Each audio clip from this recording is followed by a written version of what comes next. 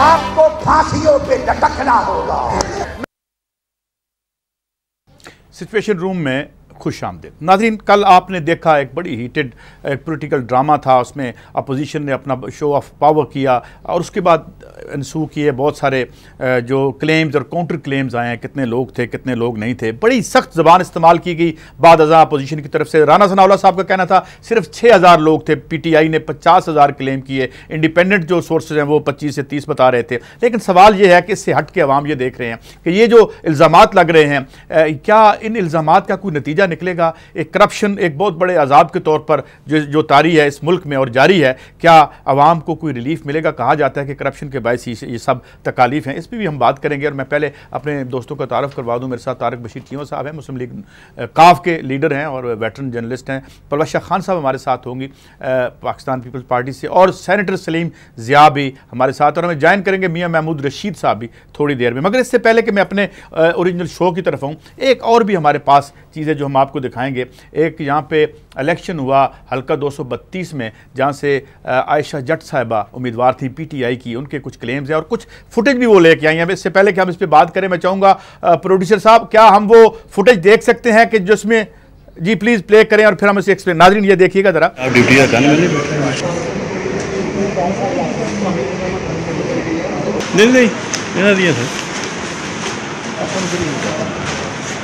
यार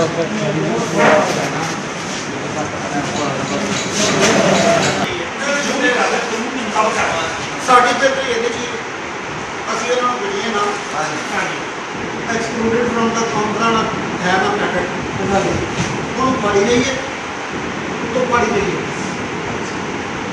ਤਸੀਲ ਕਰੀ ਗੜੀਆਂ ਨਾਲ ਉਹ ਫਟਿਆ ਹੋਏਗਾ ਚੈੱਕ ਹੋਇਆ ਇਹ ਤਾਂ ਠੀਕ ਹੈ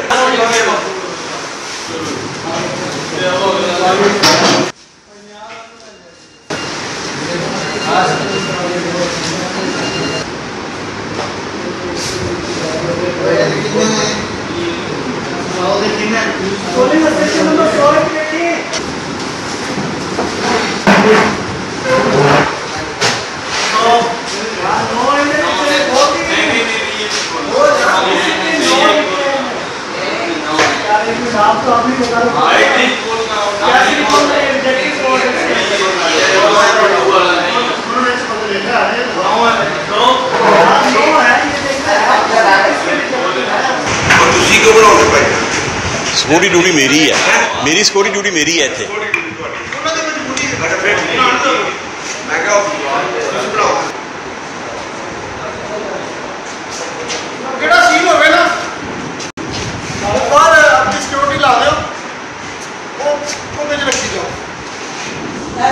सीला ला लो, सीला कट्ठी सेट लो एक दफा।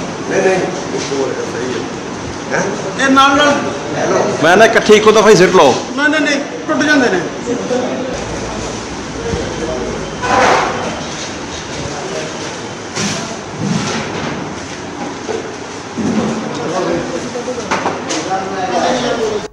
वेलकम बैक नाज़रीन। आपने ये देखा, ये फुटेज देखी, मुबैना तौर पर ये फुटेज है और ये हल्का 232 के वो थैले हैं जिसमें इलेक्शन में ज़ाहिर है जिसमें वोट जाते हैं। और हमें आयशा नज़ीर जट साहिबा ने भी ज्वाइन किया, thank you very much for your time. ये क्या आप हमें दिखा रही हैं और ये क्या मामला है? इसलिए मैंने आपको भी बुला लिया कि ये थैले आपकी मौजूदगी में खोले गए, वाक़या कैसे हुआ, हमें मुख्तसरन बताइए। बिस्मिल्लाहिर्रहमानिर्रहीम। ये आपने जो वीडियो देखी है, बिल्कुल ये इन्होंने रिकाउंटिंग रिजेक्ट कर दी थी।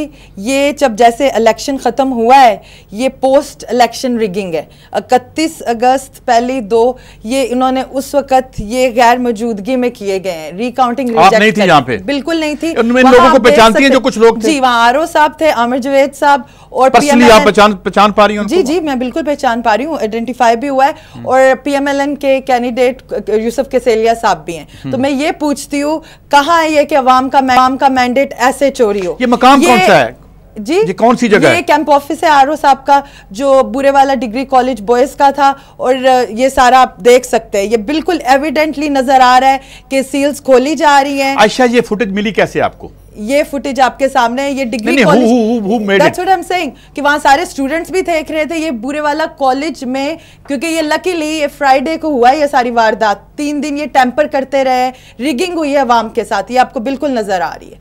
अच्छा, तो ये ठीक है, ये नाज़रीन हमने आपको दिखाया। और ये काउंटर क्लेम्स हों किसी के, जो कसीलिया साहब हैं जो इनके मुखालफ उम्मीदवार हैं, वो तस्तीफ़ लाना चाहें या इलेक्शन कमीशन कोई अपनी वजाहत करना चाहे, तो हम इसके लिए हाजिर हैं। मगर अगर ये ऐसे हुआ है तो बहुत अफसोसनाक है और हम इस स्टोरी को परस्यू भी करेंगे और देखेंगे। मेरे साथ मौजूद है, इससे पहले कि मैं अपने दीगर मौज़ूआत की तरफ हूँ, तारिक बशीर चीमा साहब, आप एक वेटरन पॉलिटिशियन हैं और अपोजिशन में भी हैं और कल आपकी पार्टी भी मौजूद थी।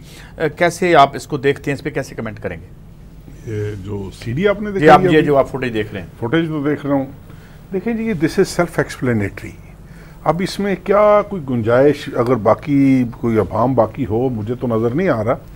और ये देखें, कोई ये इनका कोई ये पहली वारदात नहीं है। ये इनके हाथ चूँकि मिले हुए हैं, हाथ लंबे हैं, हाथ मिले हुए हैं, इनके साथ इस सिस्टम में मौजूदा निज़ाम के तहत, चाहे वो ये हमारी बेटी आयशा नज़ीर जट हो, कोई और साहब हों, कोई और ख़ातून मेंबर हों, इन हालात में इलेक्शंस लड़ना जो है ना, ये बिल्कुल बेकार की बातें हैं। दैट इज़ वाई कि पूरी अपोजिशन ये चीखो पुकार कर रही है कि इलेक्शन रिफॉर्म्स हों। जब तक इलेक्टोरल रिफॉर्म्स नहीं होंगी, और उसके बाद भी देखें ना, अजीब सा सिस्टम है। अब आपने ये इलेक्शन कमीशन के मेंबरान की नामजदगी की है, अब यकीन करें कि हर तरफ से हर पॉलिटिकल पार्टी ये कह रही है कि भाई ये क्या हुआ है, कैसे हुआ है। अच्छा, मेरे साथ ही रहिए आप। मैं चाहूंगा कि सेनेटर सलीम ज़िया हमारे साथ है। सेनेटर साहब, एक फुटेज शायद आपने भी देखी हो जिसमें क्लेम्स हैं आयशा नज़ीर जट साहिबा के, और फिर आप ये जानते हैं कि ये इल्ज़ामात लग रहे हैं। बहरहाल ये एक कॉन्स्टिट्यूएंसी है, आप क्या समझते हैं कि ये अगर ये वाक़या है तो आइसोलेटेड वाक़यात हैं, या हमारे यहाँ आपका क्या तजुर्बा है कि इलेक्शन ऐसे ही होते हैं? जनाब सेनेटर सलीम ज़िया साहब। काजी साहब, बहुत बहुत शुक्रिया। मैं समझता हूँ कि ये मैंने भी फुटेज पहली दफ़ा देखी है और मुझे अंदाज़ा नहीं है कि ये कहाँ तक दुरुस्त है, कहाँ तक दुरुस्त नहीं है। आया कि इनको नोटिस मिला था, नहीं मिला था, क्या ये इनको बुलाया गया था और ये गई या नहीं गई, या कोई और इनका वहाँ एजेंट था या नहीं था, मेरे पास फैक्ट्स नहीं हैं। लेकिन मैं ये ज़रूर कह सकता हूँ कि ये पीटीआई का एक रवैया है, एक रविश है उनकी कि जब भी इलेक्शन हारते हैं तो कोई ना कोई उज़र बीच में निकाल लेते हैं। अब ये इलेक्शन आपको पता है कि 2013 के बाद जो एक नोज़ डाइव किया है पीटीआई ने, वो आप ख़ुद समझते हैं कि कहाँ तो मीनार पाकिस्तान में जलसा किया उन्होंने, और खुद कहते थे कि एशिया का शायद सबसे बड़ा जलसा हुआ। और फिर कल आपने देखा कि जो कुछ हुआ चेयरिंग क्रॉस पर, उसके चौराहे पर तकरीर हो रही है, भाटी गेट के चौराहे पर तकरीर हो रही है। और इसी तरह आप बीच में जितने भी इलेक्शंस हुए, ख्वाह वो गिलगित बल्तिस्तान में हुए हों, ख्वाह आज़ाद कश्मीर में हुए हों, लोकल बॉडीज़ के हुए हों, कैंटोनमेंट बोर्ड्स के हुए हों, बाई इलेक्शंस जितने भी हुए हैं, अक्सर पाकिस्तान मुस्लिम लीग नून जीती है। हत्ता कि 2 इलेक्शंस बाई इलेक्शंस सूबाई वो भी जीते जो खैबर पख्तूनख्वा में हुए। लेकिन मैं समझता हूं कि ये एक पार्टी, ठीक है, आपकी बात है, मैं दोबारा आपकी तरफ आऊंगा। आयशा, आप कुछ कहना चाह रही हैं? इनका ये एक तो सवाल उन्होंने उठाया, कुछ सवाल उन्होंने उठाए कि आपको इस जगह बुलाया गया था तो आप नहीं गई, ये कौन सी जगह है और ये क्या वजाहत करेंगी आप? मैंने जैसे कि बताया कि वहाँ के लिए रिकाउंटिंग रिजेक्ट हो गई थी। हमने रिकाउंटिंग कहा था कि आप रिकाउंटिंग करें, उन्होंने रिजेक्ट कर दी थी। उन्होंने रिकाउंटिंग रिजेक्टेड वोट्स पे भी कर दी थी, और ये उन्होंने इलेक्शन के बाद 3 दिन ये काम करते रहे। अब आप देख रहे हैं उन्होंने सीलें खोली हैं, और जैसे कि वीडियो में आप देख सकते हैं वो ब्रास से फिर दोबारा से वो सील्स लगा रहे हैं। वहाँ PMLN का कैंडिडेट खड़े होकर पूरी कार्रवाई करा रहा है। RO भी मुलव्वस है। इससे ज्यादा कुछ भी सबूत नहीं मिल सकता कि किस तरह PMLN जीती है और कैसे वो अवाम का मैंडेट खाती है। और अल्हम्दुलिल्लाह अल्लाह पाकिस्तान के साथ है, अवाम के साथ है और अवाम की फतह। आयशा, ये बताएं, ये रिजल्ट अनाउंस होने से पहले का वाकया है आपके मुताबिक या बाद का है? ये रिजल्ट्स के बाद का है। बिल्कुल, ये रिजल्ट्स के बाद का है। अच्छा, रिजल्ट पहले अनाउंस कर दिया और उसके बाद खोला गया। जैसे कि मैंने पहले, अच्छा, मैं बात को आगे बढ़ा दूं। जनाब तारिक बशीर साहब, हमने गुफ्तगू सुनी, एक क्लेम है उनका कि आप सारे इलेक्शन आ रहे हैं, वो सारे इलेक्शन जीतते हैं, हैं। कल इमरान खान साहब ने जो बात की, उन्होंने तो तकरीबन तमाम इदारों पर नो कॉन्फिडेंस कर दिया है। बड़ा उन्होंने अदलिया की एहतराम से बात की, मगर दीगर तो उन्होंने जो इल्ज़ामात लगाए, आप कैसे देखते हैं सेनेटर सलीम ज़िया साहब का जो टेक है इस पर?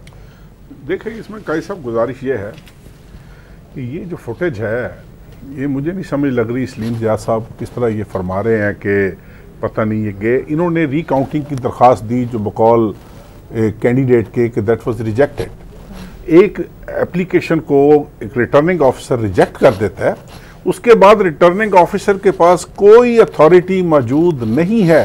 कोई एक कानून मुझे बता दें जिसके तहत वो ऑथराइज्ड है कि वो एक कैंडिडेट की मौजूदगी में, दूसरे की एब्सेंस में, बल्कि वो दोबारा इनकी अपनी एप्लीकेशन के ऊपर भी वो ये ऑर्डर रिवाइज नहीं कर सकता। उसको इनको ट्रिब्यूनल में जाना पड़ेगा या हायर कोर्ट्स में जाना पड़ेगा। यू कैन नॉट टच ये सामान को आप छोड़ नहीं सकते। ये सामान जो है ये आप छेड़ नहीं सकते। ठीक है। और आपकी दिस इज सेल्फ एक्सप्लेनेटरी है। अच्छा, इसमें सलीम ज़िया साहब देखें, हमारे लिए मोहतरम है, हमारे लिए मोहतरम है, लेकिन गुजारिश ये है कि इन सब चीजों के बाद आप ये कहें कि जनाब जब भी हम हारते हैं हम यही चीखो पुकार करते हैं, तो यही चीखो पुकार करनी है। जब आपने ये सलूक रवा रखना है तो और कैंडिडेट्स क्या करें बेचारे, किधर जाएं? बिल्कुल ठीक है। मैं पलवश खान साहब, आपने ये गुफ्तगू सुनी, असल में वाकयात इतनी तेजी से रूनुमा होते हैं, तारीख में भीड़ लग गई है वाकयात की, हमारे मौज़ूआत फौरन बदल जाते हैं। बहरहाल बात तो हम इसी पे कर रहे हैं। आपकी पार्टी की भी कल पार्टिसिपेशन हुई, मगर बड़ा लगा कि वो जरा कोई थोड़ी सी उसमें आपने कोई खुल के नहीं आए जैसे काफ आई है। एक तो इस पर भी कमेंट कर दें, और दूसरा ये जो सारे इलेक्शन में इल्ज़ामात लग रहे हैं, जो इमरान खान साहब ने जो इल्ज़ामात लगाए, इस पर आप क्या कहेंगी? देखिए काजी साहब, मैंने ये फुटेज नहीं देखी, मेरे सामने टेलीविज़न सेट नहीं है, लेकिन मेरा जो अंदाज़ा है, अगर वो ठीक है और जो आप लोग कह रहे हैं अगर ऐसा हो रहा है और सीलें खोली जा रही हैं, तो सबसे पहले ये कि इस पर तो फ़ौरन इलेक्शन कमीशन को नोटिस देना चाहिए। और इसी किस्म के वाक़यात हैं कि जिनकी वजह से फिर इल्ज़ामात लगते हैं। अब वो एक और बात है कि वो वाक़यात जो हैं वो कितने हैं और इल्ज़ामात कितने हैं, मगर वाक़यात के लिए जब तक इलेक्शन कमीशन के पास ज़ीरो टॉलरेंस नहीं होगी, ये हर एक के पास एक खुला मैदान होगा कि वो इल्ज़ाम लगाए, और शायद फिर हक भी बनता है। लेकिन आपने कहा कि जहाँ तक इमरान खान साहब ने बातें की उसके बारे में, इल्ज़ामात पे मैं कुछ नहीं कहूँगी, लेकिन मैं ये ज़रूर कहूँगी कि ये वो माहौल है जहाँ जनरली एक मिसट्रस्ट जो है वो पैदा हो गया है। जी जी मिसट्रस्ट हो गया है हुकूमत पर, इदारों पर, और तमाम पलवश, मैं ब्रेक की तरफ जा रहा हूँ, आपकी बात को मुकम्मल करूंगा, मगर इससे पहले कि आपकी बात को मुकम्मल करूं, आयशा, आप चूंकि सेगमेंट में हमारे साथ है, मैं आपसे ये पूछना चाहता हूँ, क्या आपने इस रिजल्ट पे साइन किए थे? साइन करने के बाद ये थैले खुले हैं या पहले खुले हैं?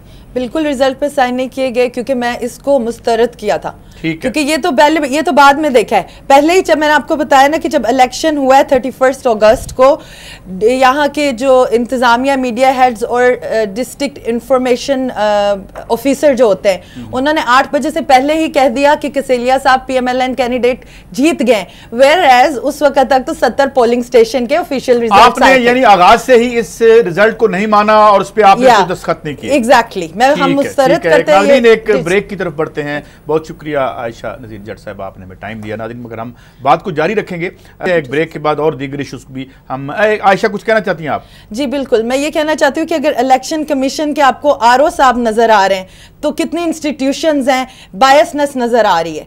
हमारा एक पाकिस्तानी होने की हैसियत से ये फर्ज बनता है कि अवाम का मैंडेट उनसे ना चोरी हो और इसके ऊपर अर्जेंट और स्ट्रिक्ट एक्शन लिया जाए। जी ठीक है, हम स्टोरी को फॉलो अप भी करेंगे, और हम ये भी चाहेंगे कि अगर कोई काउंटर क्लेम्स हैं किसी के, तो वो हमारा प्लेटफॉर्म उनके लिए हाजिर है। नाज़रीन, आते हैं एक ब्रेक के बाद, हमारे साथ रहिए।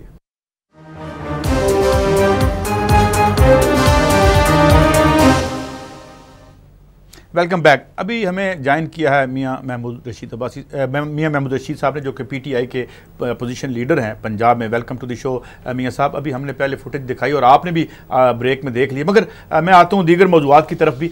एक बयानात का सिलसिला चल पड़ा है। अभी आपके राना सनाउल्लाह साहब का बयान आया, फिर आपने वो भी देखा होगा जो फैसलाबाद से जो लॉ मेकर हैं मुस्लिम लीग नून के, उनका भी बयान आया। तो आप एक तो जो एक महाजराई की कैफियत है, आपने भी ये ऐलान किया कि अब आप राय विंड जाएंगे तो जाएंगे, या ये सिर्फ महज ऐलान है? क्या स्ट्रेटजी आपकी जनाब मियां महमूद रशीद साहब? देखें, मैं ये समझता हूँ जी कि पनामा लीक्स के ऊपर हम पिछले 4-5 माह से बड़ी पेशेंस के साथ हमने हर दरवाज़ा जो है ना वो खटखटाया कि उसकी इन्वेस्टिगेशन शुरू की जाए। पार्लियामान के अंदर हम गए, वहाँ पर भी बात हुई। TORs के ऊपर 3-4 माह तक जो है वो हमारे लगे और तमाम जो मुत्तहिदा अपोजिशन है उन्होंने TORs के लिए जो है ना वो सारा TORs तय करके भी दिए, लेकिन हुकूमत और ख़ास तौर पर प्राइम मिनिस्टर जो है वो किसी तरफ आते नहीं। ये ज़ुबानी तो उन्होंने कह दिया कि मैं अपने आप को एहतसाब के लिए पेश करता हूँ। उसके बाद हम स्पीकर के पास रेफरेंस, इलेक्शन कमीशन के पास रेफरेंस, सुप्रीम कोर्ट में पटिशन, और फिर हमने अवामी जो राय आमा है उसको हमवार करने के लिए भी ये फ़ैसला किया कि हम लोगों को एहतजाज के लिए सड़कों पर लेके आएंगे। तमाम ऑप्शंस हम इख्तियार कर रहे हैं और हम समझते हैं कि ये वो तारीख़ी लम्हात हैं कि हमारे मुल्क के अंदर पिछले 70 साल से यहाँ एहतसाब की रीत और रवायत नहीं है, और हुक्मरान तबका जो है वो करोड़ों नहीं अरबों रुपए यहाँ से लूट कर बैरून मुल्क ले गया है। वो इंतखाबात से पहले ये नारे तो लगाता है कि पेट फाड़ के हम बैरूनी दौलत वापस लेके आएंगे, लेकिन खुद अपनी लूटी हुई दौलत के बारे में अगर कौम सवाल करती है तो उसके बारे में उसका जवाब देना, वो संजीदा होना, वो भी गवारा उन्हें नहीं है। इसलिए PTI तो इस बारे में बहुत सीरियस है और दीगर तमाम जमातों को भी इस दफ़ा हम साथ लेके चल रहे हैं कि हमें जिस कदर ज़्यादा भी इस तहरीक के अंदर वुसअत लानी पड़ी, शिद्दत लानी पड़ी, हम इससे पीछे हटने वाले नहीं हैं जब तक कि पनामा लीक्स के ऊपर जो है ना संजीदा तहकीकात का आगाज नहीं। सेनेटर सलीम ज़ियाद साहब, एक तो मैं कल भी पूछ रहा था कि बड़ा आसान है क्योंकि आपका क्लेम ये है और तमाम लोग आके ये कहते हैं, मैं बार बार पूछता हूँ, फिर रेपिटेशन भी हो जाती है, बड़ा आसानी से पैसों की ट्रेल साबित की जा सकती है। अब ये तासुर पुख्ता हो रहा है कि आप किसी भी तरह से एहतसाब पे तैयार नहीं है, नंबर 1। नंबर 2, इमरान खान साहब ने कहा है कि आपने सब इदारों को उस मकाम पे पहुंचा दिया है कि अब कोई पावर माइटी नेट नहीं हो सकता। जनाब सलीम ज़िया साहब। काजी साहब, बात यह है कि इलेक्शंस तो हो चुके और इलेक्शंस के ठीक 1 साल के बाद इनको ख्याल आया कि जनाब धांधली हो गई है, और उसके बाद ये सारा मुनज़्ज़म प्रोग्राम चलता आ रहा है जो आज तक हम देख रहे हैं। जहाँ तक इसका ताल्लुक है, इन्होंने स्पीकर के पास यकीनी तौर पर गए, जैसे हमारे मोहतरम महमूद रशीद साहब फरमा रहे थे, वहाँ से भी वो मामला नहीं हो सका। फिर ये सुप्रीम कोर्ट में भी गए, वहाँ पर भी नहीं हो सका। मैं समझता इलेक्शन कमीशन में गए, वहाँ पर भी इनकी पिटीशन जो है वो वापस हो गई है। मैं समझता हूँ कि ये कुछ, बल्कि मैं ये समझता हूँ कि ये संजीदा नहीं लगते इस मामलात में। इनको अगर चाहिए कि जैसे पनामा की बात इन्होंने की है, पनामा के लिए, उसके लिए इन्होंने जो अपना पेश किया है वो एक नवाज शरीफ स्पेसिफिक है, और वो सिर्फ़ और सिर्फ ये चाहते हैं कि सिर्फ नवाज शरीफ साहब का ही एहतसाब हो। बल्कि अब जो बिल पेश किया है हमने नेशनल असम्बली में, वो 1956 के कानून को तब्दील करके लाया गया है। अच्छा, बात आप जारी रखिएगा। आप ये चाहते हैं कि मियां साहब का एहतसाब ना हो, इसके अलावा सबका हो जाए, मतलब आपका मुकदमा क्या है? नहीं, मियां साहब का इसलिए नहीं, हमारा मुकदमा यह है कि नवाज शरीफ खान साहब का तो नाम ही नहीं है बीच में। He doesn't exist on that list। मैं चीमा साहब आपकी तरफ आता हूं, मगर दूसरी बात यह है, सेनेटर साहब, जो माइनर बच्चे हैं, माइनर 14, 15, 16 साल के, वो अकाउंट फॉर कैसे करेंगे पैसा? क्योंकि वो तो डिपेंडेंट थे, मियां साहब उस वक्त कारोबार कर रहे थे। नाम नहीं है तो खुद एहतसाब के लिए पेश कर दिया कौम को, जी मैं एहतसाब के लिए पेश करता हूँ, ये बात ही ना करते। जी मियां जी सेनेटर साहब, मैं आता हूँ सर आप। नहीं, मेरी अर्ज उसमें यह है कि एहतसाब से कोई नहीं भाग रहा एहतसाब के बारे में, बल्कि ये जो अभी बिल पेश हुआ है ये मुकम्मल तौर पर है, ये बहुत वसी है। अच्छा, इसमें बिल तो आप दे रहे हैं वो बिल भी सीक्रेट है। इसमें आपका जो बिल है वो अभी तक आपने प्रेस को नहीं दिया, और जो अपोजिशन का बिल है वो हमारे सामने आ चुका है। सेनेटर साहब, नहीं, अपोजिशन का तो इसलिए आ चुका है कि वो सेनेट में पेश किया जा चुका है। हमारा जो बिल है वो जब असेंबली में आएगा, जाहिर है उससे आपका कैबिनेट में पेश किया जा चुका है, आपने भी कैबिनेट में पेश कर दिया। मीडिया को भी कॉन्फिडेंस में लिया जाएगा, मीडिया को भी बताया जाएगा। इसमें कोई चीज़ राज की बात नहीं है और ना ही छुप सकती है आजकल कोई चीज़। अच्छा, बहरहाल बात को आगे बढ़ाते हैं। सेनेटर सलीम ज़िया साहब का नुक्ता नज़र हमने सुना और भी सुन रहे हैं, बड़े मोतदिल मिजाज आदमी और उनसे बात करना अच्छा भी लगता है। मगर जनाब तारिक बशीर चीमा साहब, आप क्या समझते हैं कि क्या आप तो पार्लियामेंटेरियन हैं पुराने, क्या है रिवायत, सीक्रेट रखना चाहिए हमें? सी पैक है तो वो सीक्रेट, हमें कुछ उसका पता नहीं चलता। हाई कोर्ट में कहा गया कि जनाब ये मुआहदे हम आपके इतला नहीं दे सकते, हालांकि वो कर्जे हैं और पैसे हमने देने हैं। कई साहब, इसमें गुजारिश ये है कि हमें नहीं पता कि सीक्रेट इसको क्यों रखा जा रहा है। बुनियादी तौर पर मसला ये है कि एक आदमी के ऊपर अपोजिशन इल्ज़ाम लगा रही है कि हमें चंद सवालात हैं, हमें इनके जवाबात चाहिए, और एक दफ़ा नहीं, एक दो दफ़ा टेलीविज़न पे, एक दफ़ा फ्लोर ऑफ द हाउस पे बारहा उन्होंने कहा कि सबसे पहले मैं अपने आप को एहतसाब के लिए पेश करता हूँ। उसके बाद उन्होंने फ्लोर ऑफ द हाउस पे अजीब सी कहानी सुनाई कि जद्दे में, दुबई में हमने फलां मिल लगाई, उसकी सारी कहानी भी सामने आ गई कि वो किस तरीके से उस पर कर्जे लिए गए, किस तरीके से ये डिफ़ॉल्ट हुए, किस तरीके से कर्जे माफ़ करवा कर ये दुम दबा कर वहाँ से भागे। ये सारी चीज़ें ऑन रिकॉर्ड मौजूद हैं। अब बात यह है कि चले एक मिनट के लिए आप सोच लें कि हमारा इल्ज़ाम गलत है, आपने एहतसाब के लिए अपने आप को पेश किया है, आपने उजलत में आपने एक TOR बनाकर सुप्रीम कोर्ट भिजवा दिए, which those were turn down by the chief justice कि दीज आर टूथलेस थिंग्स। ये टूथलेस कमीशन होगा। 1956 का जो एक्ट है वो इस काबिल नहीं है कि वो इस तरह के इल्जामात की जो है वो तफ्तीश या इंक्वायरी कर सके। अब इसके ऊपर I was member of the TOR committee, मैं जानता हूँ, और उस TOR कमेटी में बैठकर यकीन जानिए कि जितने खुले दिल से, खुले ज़हन के साथ हम बैठे, इस नीयत के साथ बैठे कि काश इन 70 सालों में, रुकावट क्या थी? मैं आपको बताता हूं ना, रुकावट ये थी जी कि जो बात हम करते थे वो कहते थे जी ये पर्सन स्पेसिफिक। जब पर्सन स्पेसिफिक पे बात आई तो उसमें PTI के साहबान शाह महमूद कुरैशी साहब बैठे हुए थे, जमात इस्लामी के।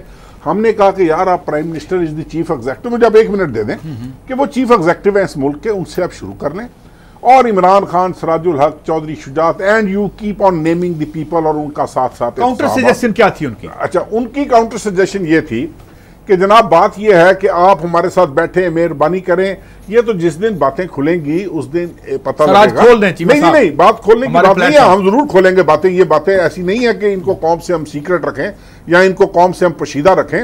ये रोजे रोशन की तरह यहाँ है कि अगर इस दफा काजी साहब इस मुल्क में, मेरी बात सुन लें, इसमें इस दफा अगर एहतसाब नहीं होता इस मुल्क में तो इस मुल्क की इससे बड़ी बदकिस्मती नहीं होगी कि आपके इदारे एतमाद अपना गंवा चुके हैं। ठीक है, किसी को एतमाद नहीं है। ये तो नहीं कल इतवार वाले दिन आप जुल्म की हद देखें ना, जो FBR 5 माह से सो रही है, कल पता लगा जी कि इतवार वाले दिन उन्होंने को नोटिस जारी कर दिया।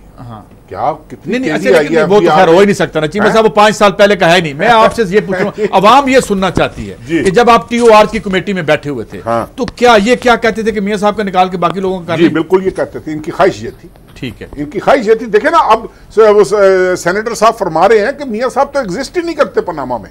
ठीक हो गया, वो तो खुद फरमा रहे हैं ना। चले नाज़रीन, वो तो खुद फरमा रहे हैं कि जा रहे हैं। एग्जिस्ट ही नहीं करते। खान साहब बड़ी मैं बात खाऊं, बड़ी देर से आप भी जो है आपसे मुझे बात करना चाहिए थी मगर इश्यूज चल रहे हैं। मैं आपकी तरफ ब्रेक के बाद आऊंगा और पूछूंगा पीपल्स पार्टी का अब क्या रोल, थोड़ा सा आपका अंदर बाहर आने का एक इंदिया मिलता है या इशारा मिलता है। नाज़रीन वापस आते हैं, बात जारी है।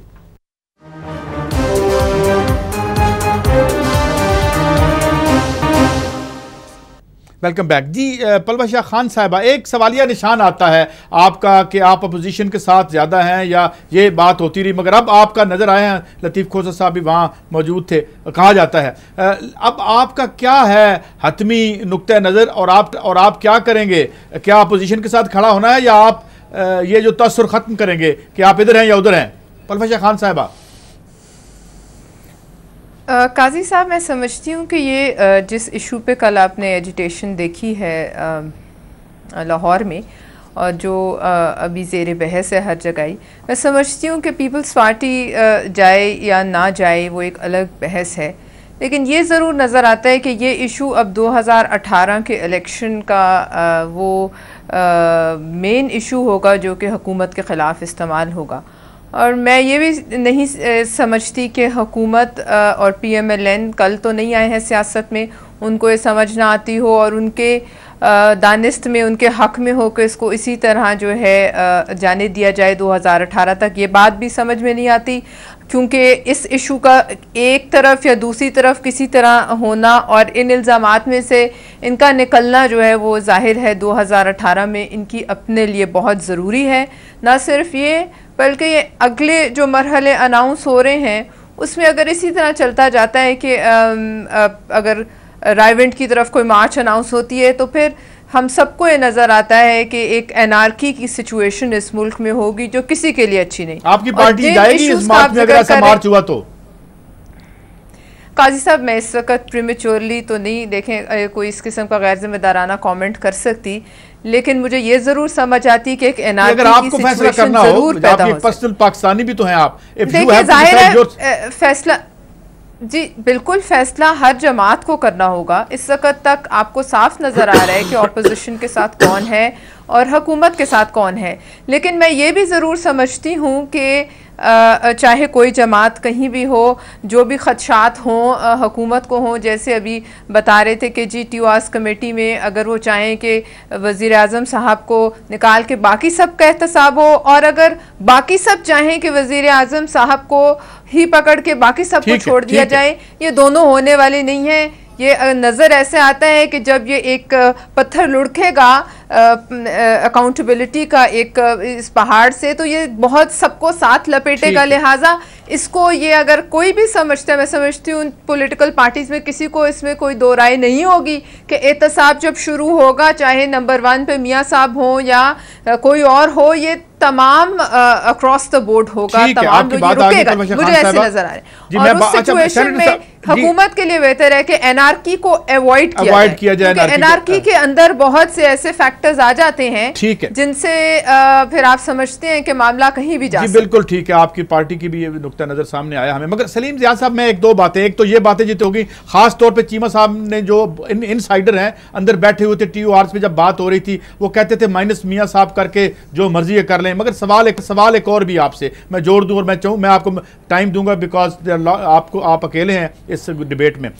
सवाल मेरा ये है कि एक प्राइम मिनिस्टर पे आता है इल्जाम, कैमरून पे आया, उसने अपने कागज दिखाए, वो निकल गया। उनकी पार्लियामेंट का कोई आदमी आके टीवी पे नहीं बैठा कि जनाब मैंने सारे खाते बही खाते देख के आया हूं अपने पीएम साहब के, उनके सारे पैसे उजले हैं, सारी कैबिनेट इस पे लगी हुई है कोई। और फिर कल जब मैंने तलाल चौधरी साहब से बात की तो उन्होंने कहा हमें एतमाद में लिया गया है, मियाँ साहब ने एतमाद में लिया है पनामा पे। अगर आपको लिया है तो आप हमें बता दें, ये कजिया खत्म हो, कोई और काम हो सके। जनाब सेनेटर सलीम ज़िया साहब। मोहतरम काजी साहब, बात यह है कि ये जो टीओआर कमेटी बनी है ये मुश्तरका तौर पर सबकी राय मशवरे से बनी है और इसमें तमाम पार्टीज़ के लोग मौजूद हैं। ये एक बहस चल रही है और सिर्फ इस बात पर भी मामला रुका हुआ है कि ये जो जिस तरह का कानून ये चाह रहे हैं वो सिर्फ और सिर्फ नवाज शरीफ साहब स्पेसिफिक है। हमने जो चीज़ दी है उसको अगर बगौर पढ़ें और संजीदगी से पढ़ें तो उसमें देखेंगे कि उसमें ये बहुत बड़ा, ये इसका स्कोप बहुत वाइड है, इसका स्कोप बहुत बड़ा है। इसमें सिर्फ सियासतदान ही नहीं बल्कि वो लोग तमाम जिन लोगों ने गैर मुल्की तौर पर, गैर कानूनी तौर पर आमदनी की है या बाहर भेजे हैं या रिश्वतें ली हैं या एम्बेजमेंट की है, तो वो सारी चीज़ें इसमें आती हैं। तो मैं समझता हूँ कि इनको चाहिए कि ये इधर उधर की बहस के बजाय अगर संजीदगी से उसको देखें तो वो बहुत बेहतर बेला और उस पर बातचीत भी हो सकती है। अच्छा, आप कहाँ से आगाज चाहते हैं? आपका कानून हमने नहीं देखा, हम इंतजार में है मीडिया, आप कहाँ से आगाज चाहते हैं जी एहतसाब का? सेनेटर साहब, हम आगाज इस तरह चाहते हैं कि जनाब ये सबका इकट्ठा हो और उसमें कोई ये तासुर ये ना हो कि जनाब हम सिर्फ और सिर्फ एक फर्द वाहिद के पीछे पड़े हुए हैं। अगर इसमें सारों का हो जाए तो उसमें क्या एतराज़ हो सकता है? भले सारों में मियाँ साहब भी आ जाएं, उसके पीछे हट रहे हैं, क्यों उससे पीछे हट रहे हैं? नहीं ये तो नहीं हट रहे, सारे आ जाएंगे। ये तो अभी मैं बात करूंगा मियाँ साहब, मियाँ साहब ने मेरे प्रोग्राम पे कहा इमरान खान का भी साथ कर लें, इमरान खान साहब का भी कहते हैं साथ ही शुरू कर लें, ये तो तैयार हैं सेनेटर साहब। जी जी, ये बिल्कुल इसी तरह है कि वो चाहते हैं कि सबका एहतसाब हो, इसमें कोई पीछे हटने की बात नहीं है क्योंकि कुछ इसमें ढकी छुपी बात नहीं है। जहाँ तक इमरान खान साहब का ताल्लुक है वो तो पहले फरमाते रहे, मोहतरम खान साहब के जी पनामा पे बहुत उन्होंने तनकीद की, वो तो बहुत अरसे के बाद पता चला कि उनकी तो 90s के अंदर उनकी पनामा जी हाँ, उनकी पनामा में थी एक ऑफशोर में जो ब्रेक। ये बहुत सारी चीजें हैं जिसमें मैं समझता हूं मैं आपका और टेक लूंगा, ब्रेक की तरफ जाना, वापस आऊंगा तो कभी आप इसके लिए खास प्रोग्राम रखें तो उस पर भी बात हो सकती है। और कितनी ऑफशोर कंपनीज हैं उसके हवाले से बात पहले भी हो चुकी है, मगर एक ब्रेक के बाद वापस आते हैं और फिर मियां साहब के बाद हम चीमा साहब की तरफ भी जाएंगे और खास तौर पर TOR पे चाहेंगे कि कहाँ ये नज़ार रहा, क्या ये रिजॉल्व हो सकता है। हमारे साथ रहिए।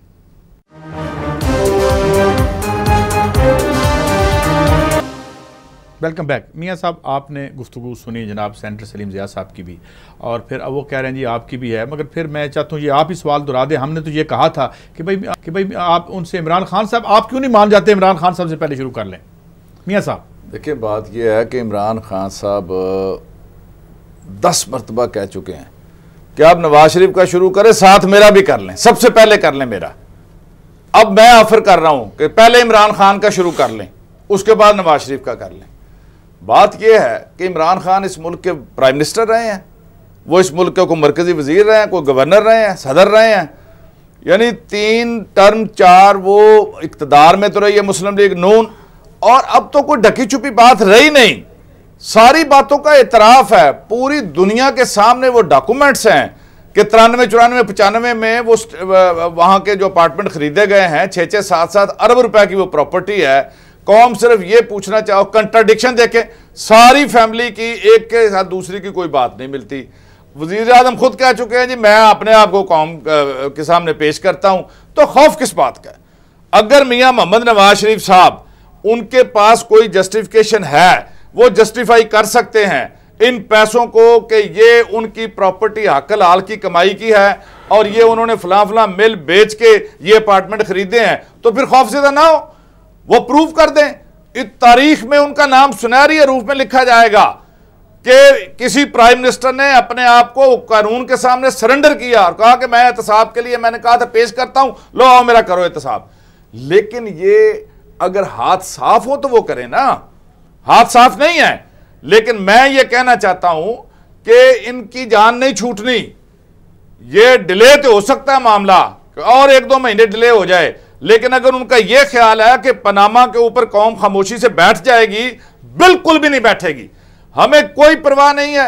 मैं ये समझता हूं कि हमें जहां तक जाना पड़ा, जेलें भरनी पड़ी, पाकिस्तान की तारीख में यह मौका दोबारा नहीं आएगा। इट्स अ टर्निंग पॉइंट कि जो खरबों रुपए लूटे हुए हैं वो बाहर से मुल्क के अंदर आए और आइंदा जो लूट मार का बाजार गर्म है इस मुल्क के अंदर, उसका खात्मा हो सके, उसका खात्मा हो सके। मगर जनाब चीमा साहब, मैं एक तशनगी इसलिए रह गई कि मैं आज चाहूँगा कि आप अंदर बड़ी इंटरेस्टिंग सिचुएशन बनी होंगी, आप क्या शेयर करेंगे हमारे साथ? हम आपकी तरफ देख रहे थे, रोजाना खबर देखते थे कि जनाब अंदर से कुछ जो TORs वाले बैठे हैं हमें क्या बताते हैं अंदर। यार कोई ऐसी तशनगी की बातें आप कर रहे हैं काजी साहब, अंदर कुछ भी नहीं था। अंदर एक फ्रॉड था, धोखा था, टाइम गेनिंग प्रोसीजर था। आप देखें ना, बात सुने अगर ये पर्सन स्पेसिफिक थे तो भाई उन्हीं TORs के तहत जिनके तहत हम नवाज शरीफ साहब के एहतसाब का मुतालबा कर रहे हैं, आप बाकी लोगों का उन्हीं TORs के तहत करें। कौन रोक रहा है आपको? आपने कहा कि जी लोन डिफॉल्टर्स, आपने कहा राइट ऑफ्स, आपने कहा किकबैक्स, हमने कहा 100 बिस्मिल्लाह, हमने वो सारे ऐड कर दिए। अब बात यह है कि अगर एहतसाब होना है तो फिर एहतसाब सख्त से सख्त कानून के तहत होना चाहिए, ताकि बाहर जो लूटी हुई रकम बाहर गई है वो वापस आए, चाहे वो कोई भी हो। काजी साहब उस वक्त से डरें जब इस मुल्क का गरीब आदमी जो है वो हशर करेगा इस शराफिया का कि इनको भूल जाएगी हर बात कि भाई हमने क्या क्या की। थोड़ी इज्जत है यार, आप इतनी दफा वजीर आजम बने हो, वजीर आला रहे हो, आपका पेट ही नहीं भर रहा, आपका मैदा इतना बड़ा हो गया कि आपसे हजम ही नहीं हो रहा, ऊपर से आप बातें करते हैं। आपने 4-5 वज़रा छोड़े हुए हैं जो लोगों की क़यादतों की तमाशा रोज लगाते हैं, बेइज्जती करते हैं, इंसल्ट करते हैं, और उसके बाद उनको बुलाकर शाम को एक मीडिया सेल बना हुआ है PM हाउस में, वहां पर उनको शाबाश दे दी जाती है। ये किस तरह काम चलेगा? ये एहतसाब होना है जिस तरह महमूद रशीद साहब ने कहा, और ये हर हालत में होना है। इनकी बेहतरी इसमें है कि ये टाइम गेन करने की बजाय जितना टाइम ये अपनी तरफ से गेन कर रहे हैं, मैं समझता हूं ये फंसते। अच्छा सेनेटर साहब, मैं चाहूंगा फाइनल वर्ड्स आपकी तरफ से हैं। ये जो बात इन्होंने की, जो UNDP के एक ऑफिसर यहां से हेड गए हैं, उन्होंने भी ये बात की थी कि अमूमी फौरी तौर पर ना सही, अगर ये सूरत हाल रही तो इस शराफिया के खिलाफ अवाम उठ खड़े होंगे। इस पर आप कैसे कमेंट करेंगे जो बात अब तारिक बशीर चीमा साहब ने भी की है? सेनेटर सलीम ज़िया साहब। यूएनडीपी के रेप ने क्या बात की, मैं समझता हूँ कि उसकी पता नहीं अहमियत कितनी है और कितनी नहीं है, क्योंकि हम तो सिर्फ पाकिस्तान के अंदर जो लोग हैं, आप जैसे लोग हैं, मीडिया के लोग हैं या हम दूसरी सियासी लोग हैं, उनकी बात का तो वज़न यकीनी तौर पर हो सकता है, लेकिन ऐसे गैर मुल्की लोग आकर यहाँ के अगर उस पर रायज़नी करें तो मुनासिब नहीं है। दूसरी बात ये मैं समझता हूँ कि डिलेइंग टैक्टिक्स मुस्लिम लीग नून की तरफ से नहीं है, बल्कि अपोजिशन की तरफ से है। वो इसलिए भी आप देखें कि अपोजिशन डिवाइडेड है, इनका अपना ओपिनियन जो है वो एक नहीं है। अब तो इकट्ठे आगे सारे तीनों, कल की रैली को देख लें कि तीनों आगे, कल की रैली, कल की जो रैली है उसमें आप देख लें, उसमें मैं समझता हूं कि जैसे पीपल्स पार्टी पीछे हट रही है, पीछे हट चुकी है तकरीबन, इसी तरह दूसरे भी उसमें जो ग्रुप्स हैं उनको भी इस पर बहुत रिजर्वेशंस हैं। अगर ये इकट्ठे भी अगर इकट्ठे हो जाएं तो यकीनी तौर पर इस पर को मामले को आगे बढ़ाया जा सकता है, और बल्कि हमारे तो दरवाजे अब तक भी खुले हैं। अगर डिलेइंग टैक्टिक्स हैं तो उनकी वजह से, क्योंकि इनके अंदर खुद बहुत सारे ऐसे आज मैं कहता हूं मेरे प्लेटफॉर्म से आप बता दें सेंटर साहब, जिनका माजी जो है दागदार है। आप एहतसाब कैसे चाहते हैं? क्लैरिटी नहीं आ रही। हम चाहते नहीं, हम ये समझते हैं कि जो हमारा प्रपोजल है उस पर बैठकर संजीदगी से गौर किया जाए और उसी में से गुंजाइश निकाली जाए। जो नया बिल लेकर आ रहे हैं, अगर आप जब वो आगे आएगा आप भी उस पर पढ़ेंगे, आप भी देखेंगे, मीडिया भी देखेगा और दूसरे अनासर दूसरी पार्टीज भी देखेंगी। उस पर मैं समझता हूं कि बड़ी अगर सैर हासिल गुफ्तगू हो जाए पार्लियामेंट के अंदर,